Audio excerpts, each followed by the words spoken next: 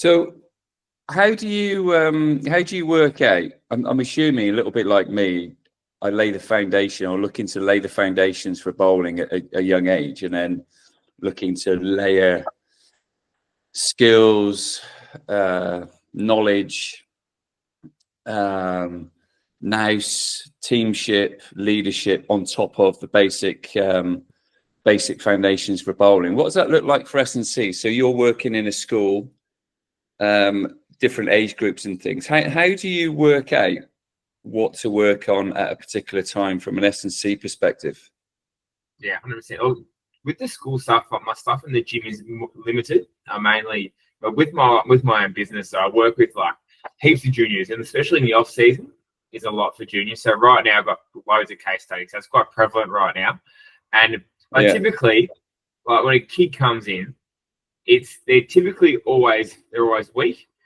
They always have no good movement quality, or they haven't learnt their technique yet.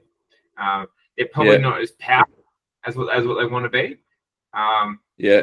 They probably lack a little bit of like coordination. So most kids come in, and the number one thing is just teaching them how to move, and that's what I see the fundamentals are in the gym. Like technique wise, can you do a squat? Can you do a hip hinge? Can you lunge? Can you do an upper body push and pull movement? Do you know how to brace and use your core properly, and the relationship between your hips and your pelvic, your hips and your ribs, and how that'll work? So everyone who comes in, they're pretty much the exact same. It's like, move properly, learn how to move, start with light weights, and then from there, as they progress through and they get more competent with that, we'll start to layer after a month or two. We'll start to push them a bit harder in the gym, and start to get them, start to feed the cats a little bit, start to get them to push some weight. So it's actually worked out perfect. So I probably had a couple of kids start, a good group of kids start maybe 2 months ago, and they've sort of gone through their learning how to move, learning the fundamentals, keep their weights light and restricted, make sessions pretty easy. And then now, as they get really confident with it, we can start to go, time to go up. Let's start pushing some weight and stuff like that. Yeah.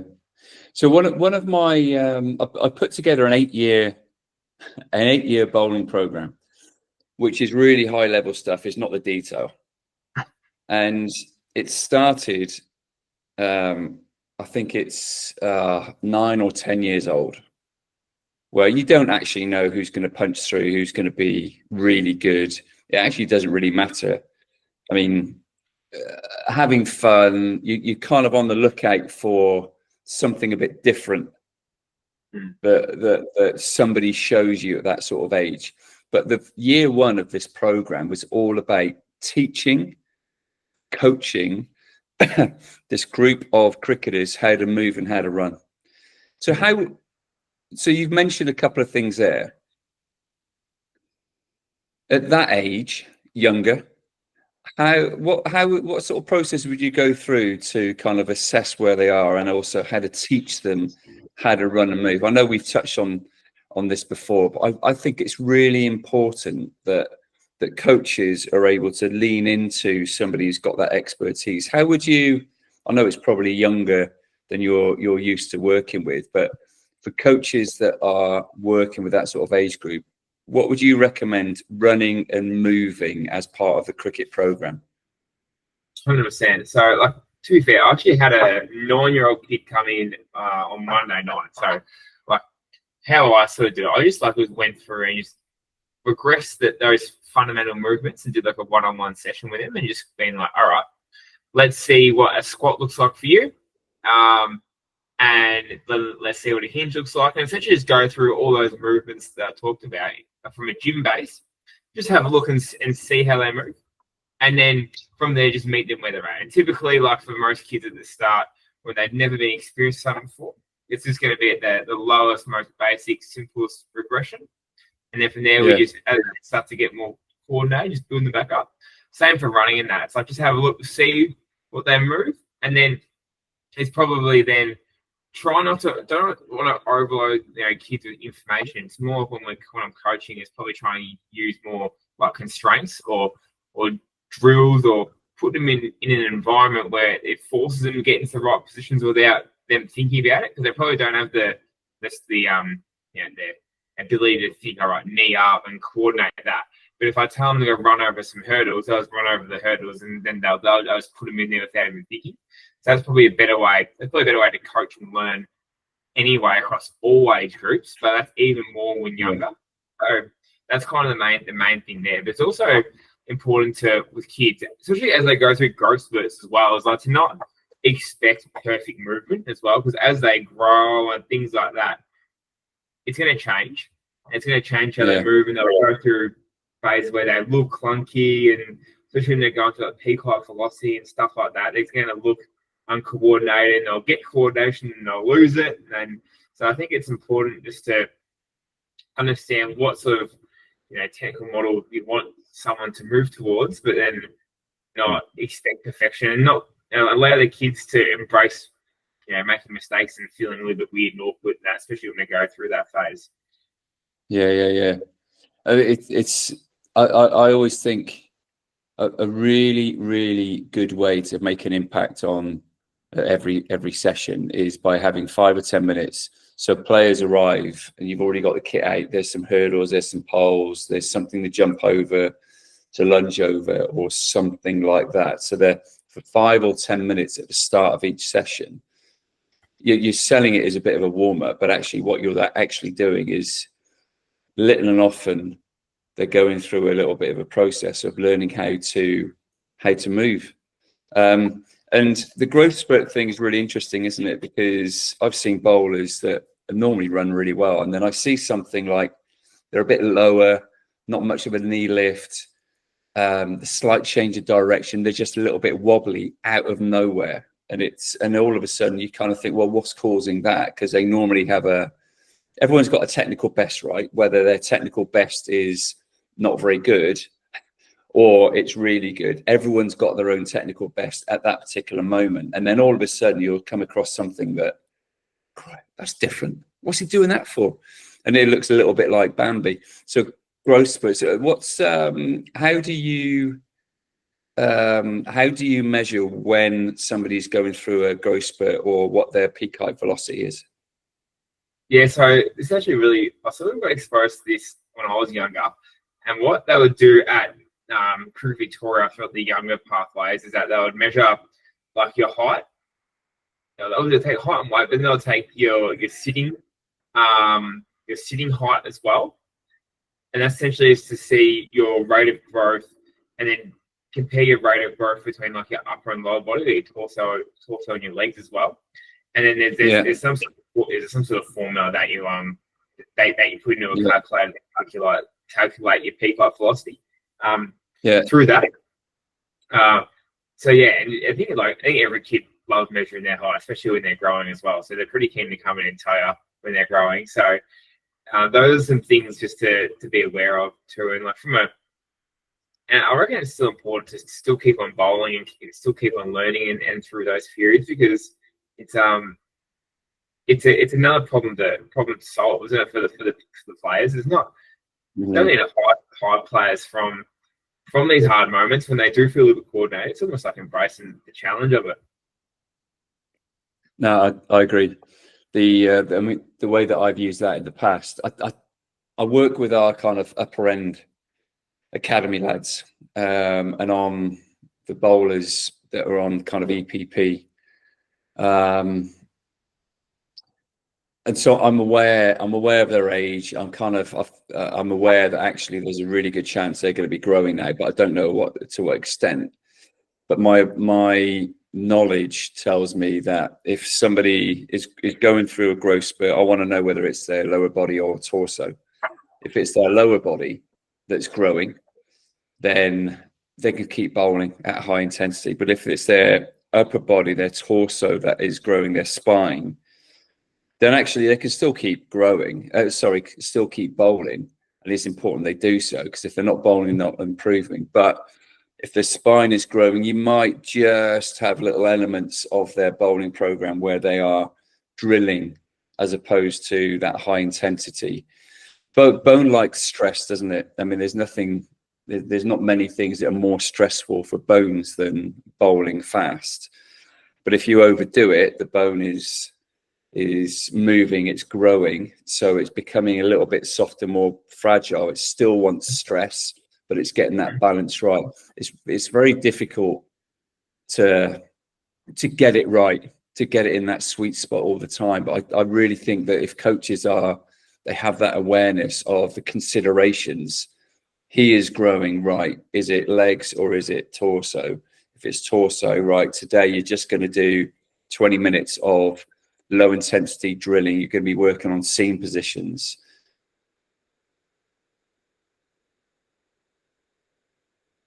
Ones, isn't it?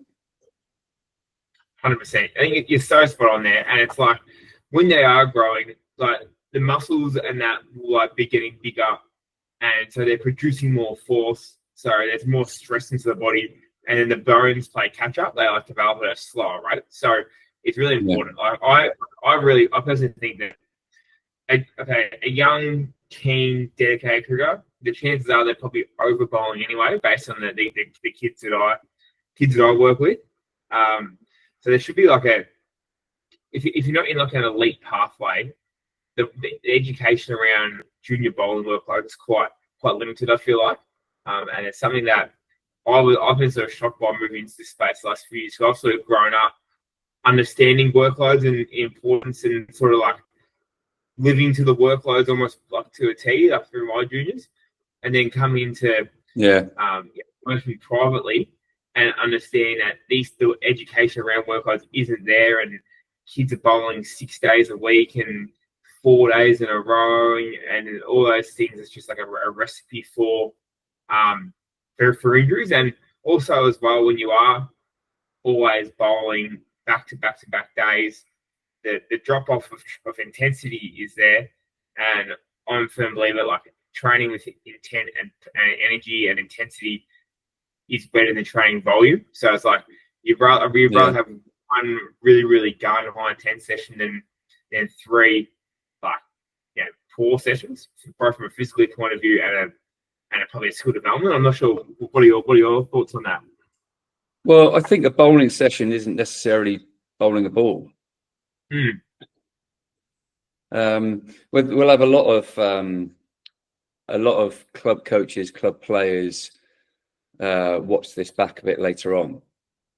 I actually don't mind a cricket session 6 days a week. I really don't, because I am about volume. I am about repetitions. But it's the understanding that actually there's a sweet spot, and a bowling session does not mean you release a ball necessarily. A bowling session could be you have a ball in the hand, and and the session is working for 20, 30 minutes on your running style. 100%. A bowling session could be it could be a group of 3 or 4 bowlers that normally bowl with a new ball, and they sit down and they discuss the previous 2 matches, and they with the coach's help, depending on their ages, and they pull out the good things, not so good things. How are we as a bowling unit tracking? What the things we need to do more of, less of, continue doing? What help do we need coming in? That's a bowling session. And in fact, often if you get it right, and it does depend on the age group and the level that you talk about and things, but a coach facilitating those discussions are often the springboard to that bowling group excelling massively. So I have no problem with 3, maybe 4 bowling sessions, high intensity bowling sessions per week, but there are considerations around that. How what's their technique like? Is their technique breaking down? Are they tired? What's their ball speeds like visually? Because not everyone's got a speed gun. Getting some feedback from batters. Is this bowler hitting the bat as hard now as you would normally expect? And all of these, I mean, it's not a massively excessive process to go through, but then mapping out those other opportunities for a bowling session where you're giving the bowlers' bodies a bit of a break. but they're still bowling. They're in that mindset of bowling. Yeah, they're still getting better without releasing balls, which is like I reckon the bowlers who get better like as fast as possible are always getting better. Like every day they're doing something to make themselves better, and it's about finding different ways, because it's actually quite easy to go down to the nets and bowl, for an hour every single day. Like it doesn't take much thought. Like it's quite easy to make somebody tired, but it's not that easy to make someone better. And I think coaches find that it's that difference between just bowling for the sake of bowling, or being really inquisitive and curious and learning the craft, I suppose, and mastering the game. Yeah, it's a really interesting one, this, Jace, because I remember when I was young, I was literally out riding bikes, running away from people, doing stuff that I didn't ought to be doing. But I was moving all the time. I was playing cricket every day, playing football, rugby, like every day. Less so rugby, but I was active. And when I think back, there's lots of old school conversations.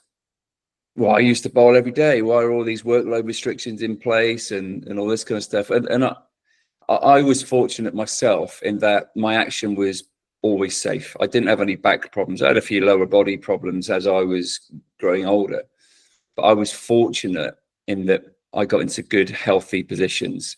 The problem is I'm seeing more and more unfit,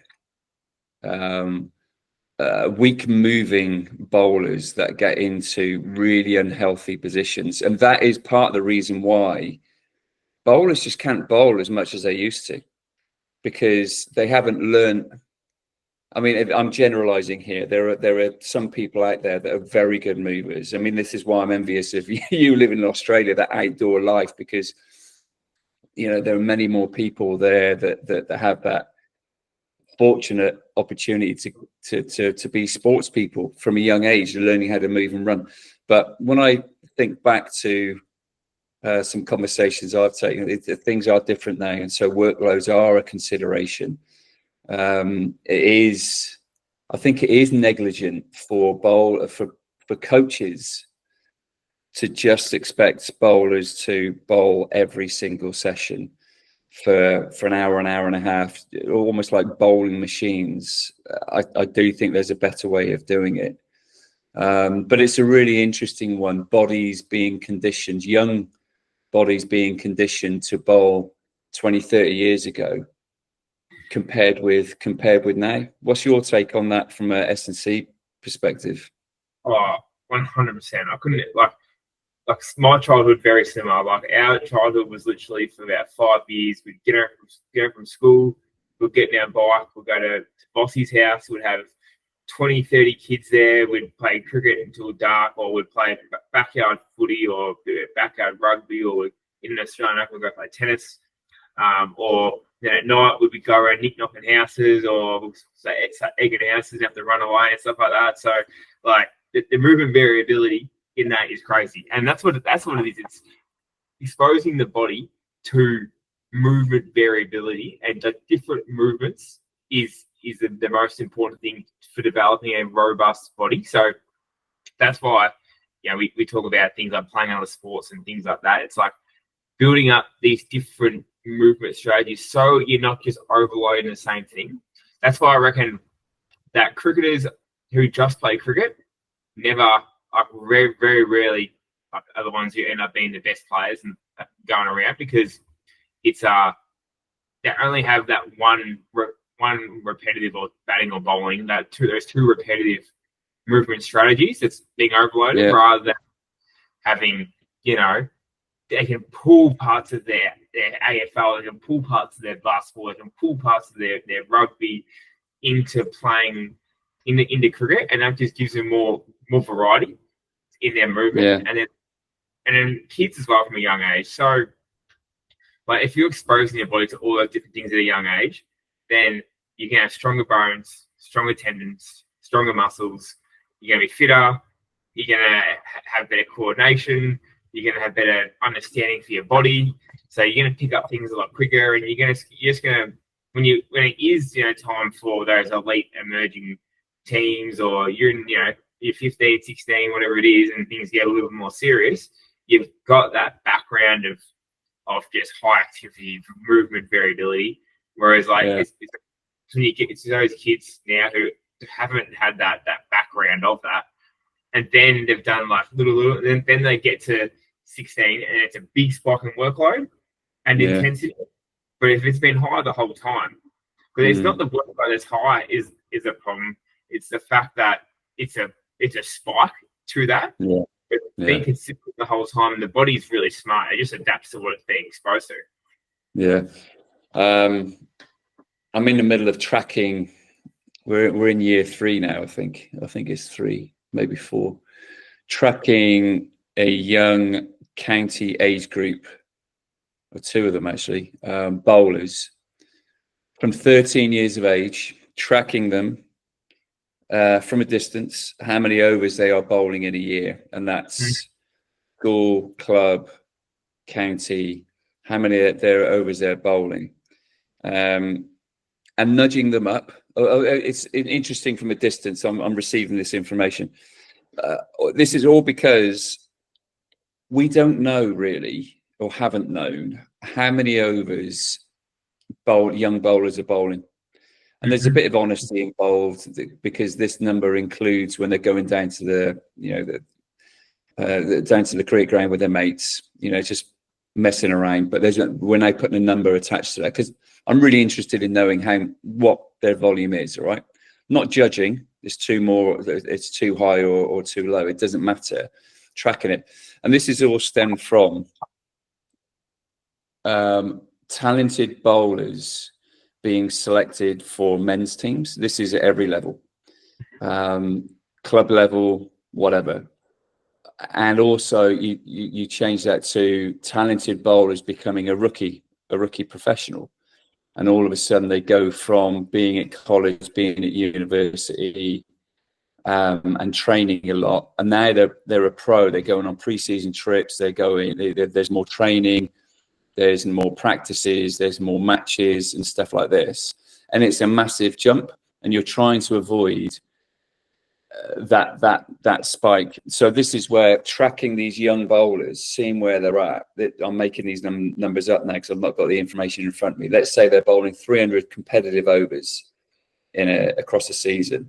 You can pretty much double that in terms of their training overs as well. And then they're nudging up by kind of 20-25% every year. There's no issues. And then all of a sudden we've noticed that they go from like 400 competitive overs at academy level up to 600 or 700 overs of competitive overs in their first year as a rookie. On top of that, they're training overs.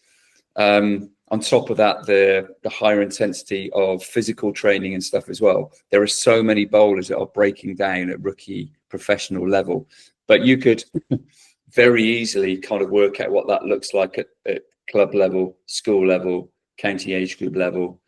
So it's going to be a really interesting one. That I think we've got another 2 years of tracking these guys, and that's the reality of what's going on there. So it's from my angle, do they move well, run well? Are they in good, safe positions? Are they presenting that right seam? Are they healthy? Do they look healthy? I mean, those are the real kind of things that, as long as you've got some standards you are looking for, a bit of a template, and where do bowlers kind of fit in that, and you're observing that throughout, I think that you couldn't go too far wrong, really. I love that. That's so good. I reckon Cricket Australia is actually really good at that. So anyone who gets involved in a state system, you're on their athlete management system, and you got to self how many balls that you bowl. So I reckon the states are getting this info, obviously not 13, but from probably age of 15 on all their talented quiz. If you go through the pathways and that, which I reckon is like golden. And I can actually, I'll try to get my hands on some stuff for that, because that was the one thing that really opened my eyes. It was like, I still remember, it was like my first meeting that I had when I interned with the Cricket Victoria men's team a few years ago. And they had like the spreadsheets up of like all the bowlers and like the last 5 years training overs, game overs, and then because of a lot of the bowlers are really, really young that stage. Let's say they're like 20. Those like the Will Sutherland when he was 20, and all that, and on Ferguson O'Neill and that when he was, you know, like at 19, 18, stuff like that. So that was like all those years ago, and like they had all the stats, and then we were talking about planning out how many bowl overs they should be aiming for this pre-season and this year and stuff like that. And I found that really eye-opening. I was like, well, I've never really considered this, and then planning like years or so ahead and understanding, reflecting on the season and how many more overs they've bowled and stuff like that. I found that was like so interesting, like really, really interesting on the that they went into that stuff. And that was something back when I was, 5 years ago, I never really thought of, but it's quite a massive thing, a part of planning someone's next few years, how much workload they have done versus how much they are doing in the future. And sometimes that's not possible, but that's really good practice to get into. I honestly believe that. If you've got, I was speaking with a club coach a couple of days ago when I was driving down to Taunton, and his challenge is he's been part of a really successful growth of a club, their youth section, and the challenge for a lot of people, including a lot of people that are going to watch this video, is the sheer numbers, the sheer size of the group that they are coaching. So at the core of everything is fun, smiles on their faces, but also kind of the kids don't know it, but they're learning stuff. That's, high challenge, high support, fun.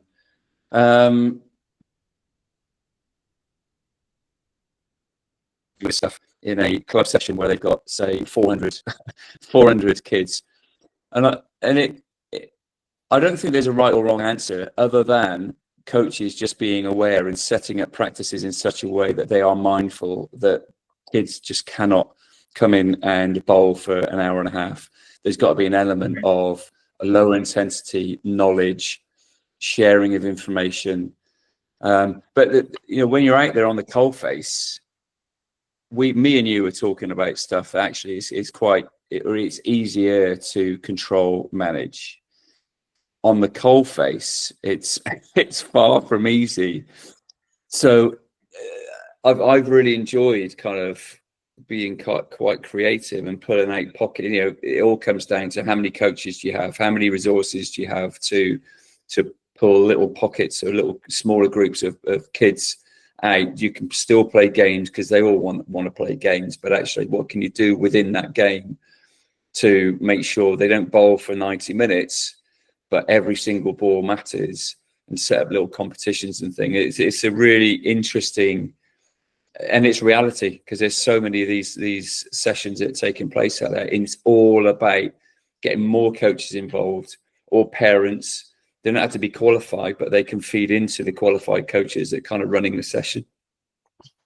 100%. Yeah, you're so right. Like logistics is like, it's all great to have these ideas, but logistics is spot on when you've got big amount of kids and stuff like that. And sometimes, the batters want to bat and the bowlers want to bowl, and it's sort of, it's very, very tough. Like, obviously, the more you got, the better. And you can do like a rotation system where it might be 45 minutes batting, 45 minutes bowling, 45 minutes fielding. It's sort of like if you have 3 coaches to rotate through that, or one doing fielding, one doing the nets. Like if you can sort of get, that's sort of the best how I've seen it done, is like you get some sort of rotation going or something like that, which is quite challenging, but isn't it? And I reckon with the kids stuff too, I find it hard for like club coaches and that, because you get it, like every coach wants them, like the best kids to bowl for them on that day.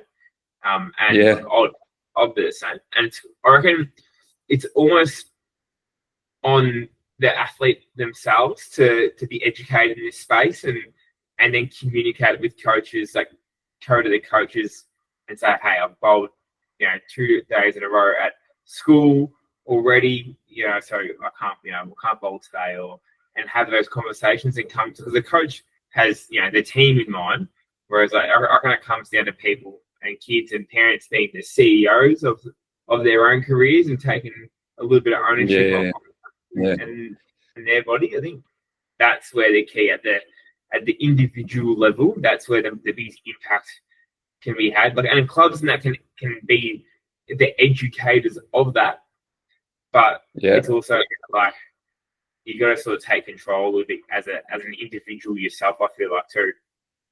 Yeah. No, I like that. They're their own CEOs. You know, what the cricketers look like in the future, I think that we are going to definitely, we're already seeing less and less bowling only players. They need to bat and they need to field as well. So if you have a look, you know, think about what cricket is going to look like in the future, then actually, you know, just asking a question, you don't need to monitor, but just asking a question when a kid rocks up at a training session. When was the last time you bowled? And if it was yesterday, okay, did you bowl the day before? Yeah. Okay, well, that's fine.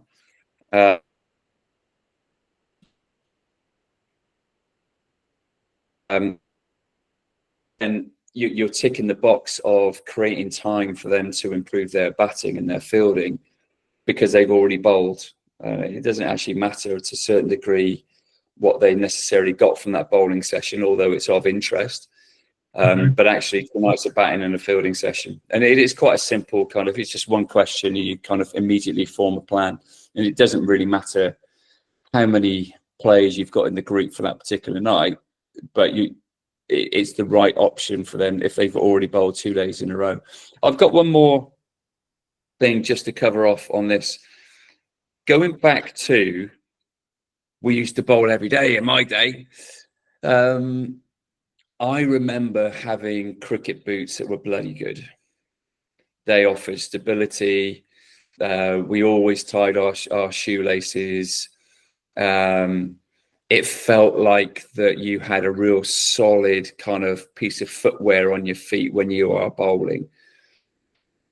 The interesting thing that I am noticing now is, and the reason I'm bringing this up, I had a really good conversation with a guy who was developing bowling boots in the UK, based in Kent. And he has got a guy called Sonny Baker, who's playing for Hampshire, wearing his boots and providing feedback for this guy, because there aren't many, well, to be honest, I don't think there are any at the moment, manufacturers that are investing a lot of money into the technology of bowling specific boots. And one of the things is, that's what I remember growing up. We had options of going to a guy up in Birmingham, actually, to have a cast of our foot made and a boot made up around the cast with all the right support around the ankle, the right sole material to make sure it's not too flexible. And now what I see is some bowlers don't even tie their shoelaces up. I see boots where the spikes are worn down, and it's more about fashion than anything else. Is that what you're seeing in Australia as well? So you're seeing fashionable comfort prioritized above functionality? I would say that the bowling spikes are getting definitely better fashionable, 100%. There are definitely some good looking spikes out there for sure. Yeah.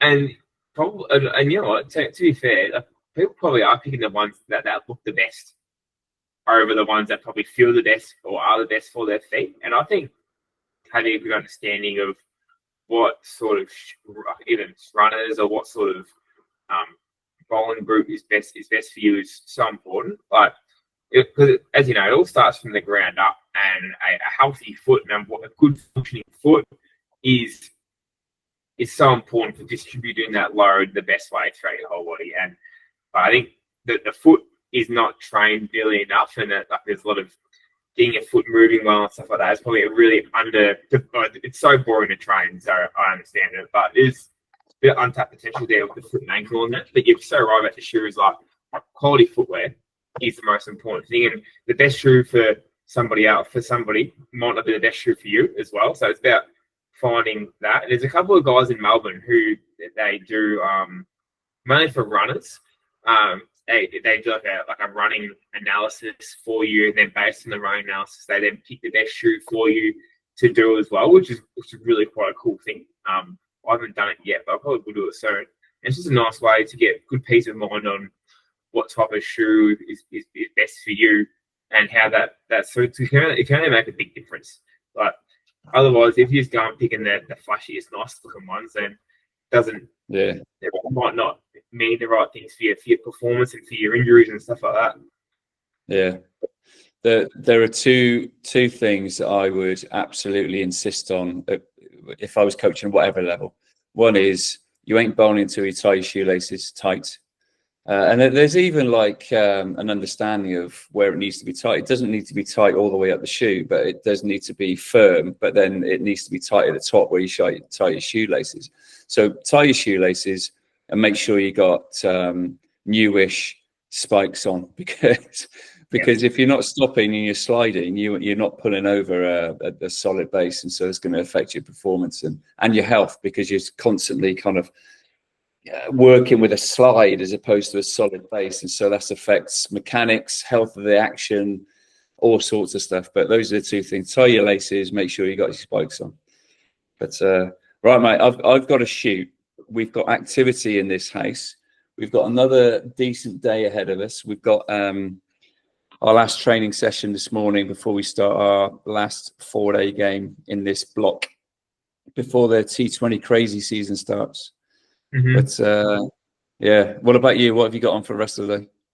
Rest of the day, so it's 20 to 4. I've got my school footy training now for the next couple of hours, and we're doing a bit of a team dinner after that. And then the good chance that me and a couple of mates might duck into the sauna tonight. Sauna, straight into the ocean, back into the sauna. We did it on Tuesday night, and it was about 3 degrees outside, and it was the coldest thing of all time. But you always feel good afterwards. Mate, sounds terrible. I actually look forward to my cold shower every morning now. It's the last thing I want to do, but I'm convincing my mind. Now, I'm not going to listen to my mind. I'm going to do it anyway. Right, listen, great to catch up as always. Look forward to catching up with you again next week. Legend, mate. Lock it in. Sounds great. All right, mate. Catch you later. Cheers. See you, Bundy. Bye. And that's a wrap for today's show. Thanks for watching, guys. I know you haven't subscribed yet, so please make sure you do right now. Leave a review and let me know any feedback or any questions that you have from this previous episode. If you are interested in becoming the best cricketer that you've ever been and getting coaching from me, I have all my links down below in the description for either my in-person and based in Melbourne or my online coaching where you can be anywhere around the world. Thanks, guys. Feel free to share with a friend, and thanks for tuning in. Win the day.